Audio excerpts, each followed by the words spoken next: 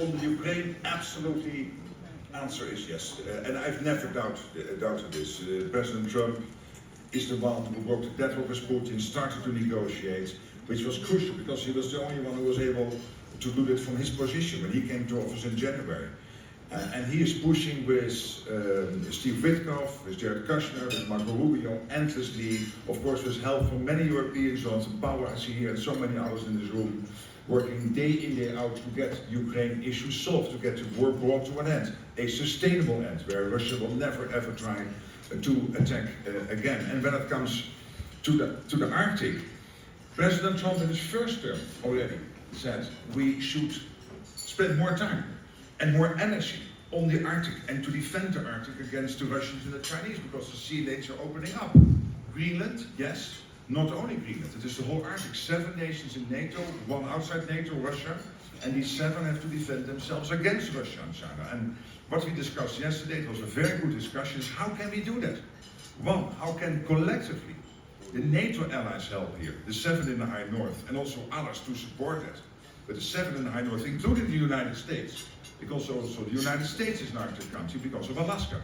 And of course Canada, Iceland, Denmark, Sweden, Finland and Norway. How can we make sure that these countries collectively make sure that the Arctic stays safe, that the Russians and the Chinese stay out? And then when it comes to, so that's one work stream coming out of yesterday, and the other is to make sure when it comes to Greenland, particularly, that we ensure that the Chinese and the Russians will not gain access to the Greenland economy, to militarily to Greenland, and that will be a discussion taken forward based on what already happened last Wednesday when Marco Rubio and Vice President Vance had their discussions with the Danish delegation to take that work forward, to make sure that that can never happen, that the Russians and the Chinese gain access to the Greenland economy or in a military sense. But of course, all of this is not about Greenland or the Arctic. First of all, this is about how can we protect ourselves against our adversaries. Our main adversary is Russia for NATO. And of course, we see China massively building up. So let's not be naive about China. But Russia is our main adversary. And these incredibly courageous Ukrainian soldiers, the Ukrainian military, the Ukrainian population are defending their country against Russia. And what I would hope today, we will discuss how we can help them.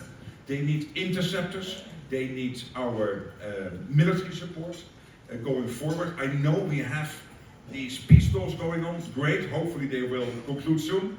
Yes, I know the European Union freed up 90 billion, fantastic, but we know that will only be concluded somewhere in April, May. And today, Kiev, Kharkiv, Lviv, but also so many smaller cities in Ukraine are being hit by Russian missiles, by Russian drones. We know that the water supply is down. We know that electricity is down. It is minus 20 degrees in Kiev as we speak. So what we need is to keep our eyes on the ball of Ukraine. Let's not drop that ball. And that means, yes, great peace talks, fantastic. We will do everything to conclude them successfully, but that will not happen tomorrow. And they need these interceptors, this military support tomorrow. So we have to stay concentrated. So to my European and Canadian friends, we have to do that. And the US is willing to supply as much military stuff Ukraine needs, particularly these interceptors, paid for by Europeans and Canadians. We have to keep going that flow, making sure that it is still there and that we don't lose sight of this main subject, which is fighting the Russians. The Ukrainians are doing it, they need our support. It's also about our collective security. That's what is at stake. Now, my 2 points, one on the peace process and the second one on the narrative of the war. On the peace process, I think we are in a good place in the sense that the United States, Ukraine, and Europe, or more specifically the coalition of the willing, is on the same page. Ever since Jared Kushner came in with the help of the work of Jonathan Powell and many others, we're now in a concrete stage where we're looking at somewhere between 5+2 documents which have to do with security guarantees, the prosperity package which Larry has been working on, a sequencing document, and many others, and the 20-point plan, of course. I think on this particular situation, we're going to be in a position whereby we have full agreement between Ukraine, the United States, and Europe on what I would consider to be a good package, which has, I think, the elements for a lasting peace. But here's where I come to my second point, and that is that I'm not convinced that Russia will improve this. And this is the worry that I have, and that's why I fully agree with Mark that this is not over. Right now, what we need to do is to focus on the today and the near future, and how we can provide and sustain and help Ukraine. Now, on the narrative of the war, this is something that I'm a little bit baffled, both in the international discourse and perhaps in some of the things that we hear also coming from the United States. Let's make this clear. Putin has failed in every and each one of his strategic aims. Number one, he wanted to take over Ukraine and make it Russian. He failed. He will not take over Ukraine, and Ukraine will become a member of the European Union.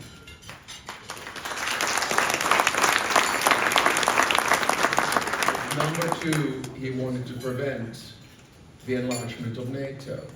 He got two substantive military powers into the alliance and doubled his border with the alliance because Finland joined. Number three, he wanted to project power around the world and in the region. Look what's going on in Central Asia. Look what's going on in the Southern Caucasus. Look what's going on in Iran. Look what's going on in Syria. Look what's going on in Venezuela. It's not exactly a success story from the perspective of the Kremlin. My final point is to say, from a military perspective, there seems to be this narrative that Russia is winning. I fundamentally disagree. In the past 1,000 days, Russia has advanced a maximum of 1 percentage point of Ukrainian territory. Today, the cost of that is 1,000 dead soldiers per day. That's 30,000 roughly per month. This is dead, not only wounded, and on the Russian side. In Afghanistan, in 10 years, 20,000 Russian soldiers died. On top of that, the Russian economy is suffering. There's zero growth, no more reserves. If inflation rates continue to multiply on the level at which they have been this year, that will be 30% of inflation this year. Add to that 16% interest rates. I don't think that the argument that Russia does not want to end the war because it believes that it can advance holds. I think the argument that Russia does not want to end this war because it is too expensive for Putin to end. He will not be able to pay the Russian soldiers. So the big dilemma that we right now have is that how can we force Russia to end this war? And there are only two things that we can do. One, continue to provide Ukraine with everything that's possible, and two, put more economic pressure on Russia. And then we will see that Ukraine will have won this war at the end of the day. Thank you. I think we made a lot of progress. I think in the beginning of this process, there was a little bit of confusion. I was going to Rutte to Moscow quite a bit, but I think it was important that we go there because we're at the end now, and I actually am optimistic. I spent the evening with David last night, with General Budanov, who's now Vice President Budanov, and Rustem. They've been amazing, by the way. You have, to the Ukrainian people here, you have an amazing negotiating team. We spent a lot of time together. I don't know how much, but it could be 100 hours together since Geneva. It's literally that comprehensive. And I think we've got it down to one issue, and we have discussed iterations of that issue, and that means it's solvable. So if both sides want to solve this, we're going to get it solved. That's my view. And I told the President that last night. And last night, Mark, I think, and it informs on this, the President sent out the tweet. We had a great meeting about NATO, about the European-American alliance, which informs on this conflict too, I think, as we discussed. So I feel encouraged. David, you're great to work with. And Rustem, and by the way, I want to mention President Zelensky because he's been on this issue. He's available, he's accessible. Whenever there's a need to call him to get a steer, we get on the phone with him. And of course, as everyone knows with President Trump, that just as he said yesterday, Mark, with you, when we were talking about direct negotiations, he said, well, can I handle the negotiation directly? Would love to. So the president is always accessible as well, just the way he is. So we're off to Moscow tonight. We're not staying over, going right to Abu Dhabi. That's an important data point because in Abu Dhabi will be the working groups. Military to military, prosperity. Jared and I talk all the time about the importance of prosperity, and of course we have what I would regard as the best-in-class prosperity advisor on the team, and that's Larry Fink. And Larry was good enough to volunteer for the job. I volunteered for the last 11 months, so why shouldn't Larry volunteer? And Jared as well, by the way, he's now a volunteer as well. President Trump is very good at saving money, okay? He gets us all for free, and you do too now. So, but prosperity is really big. All night long, we spent at dinner last night talking about the upward trajectory for the Ukrainian economy and financial system. Capital markets, the jobs.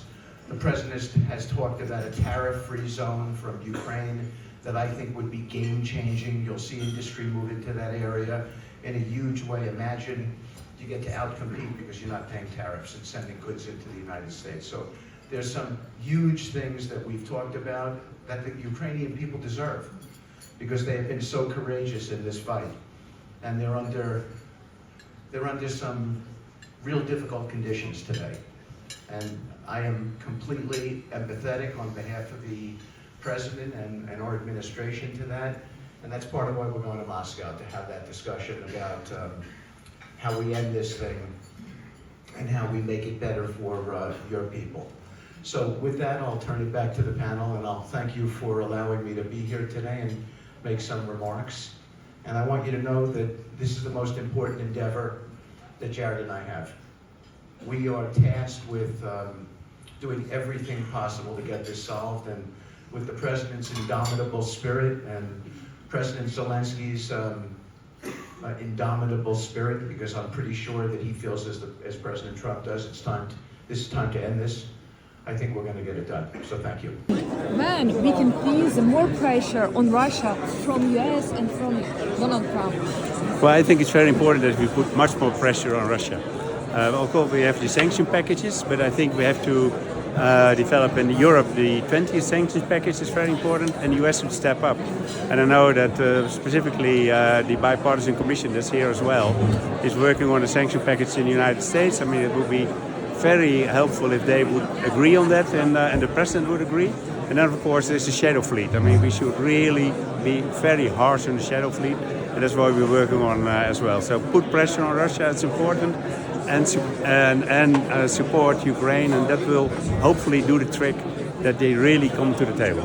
And do you discuss with the partners, with allies, some deadline for Putin for peace deal? Well, I think a deadline is, of course, always very important because you have to discuss what to do next. So I think there is the part of negotiation that hopefully Putin will come to the table because he is showing no sign that he really wants a peace deal because he's attacking your country, Ukraine, every day, and horrendous attacks and putting a lot of pressure on your people. So that's why we should pressure Russia to come to the table and to make a peace deal. But what about date or month? Yeah, I think that's a tricky question. And I hope it will be in months because we have moments now. And I really feel that we are closer to a peace deal than ever, but we are not sure how close we are to a peace deal. But as Witkov said as well, he's going to Moscow and talk to Putin, and I hope it will really help.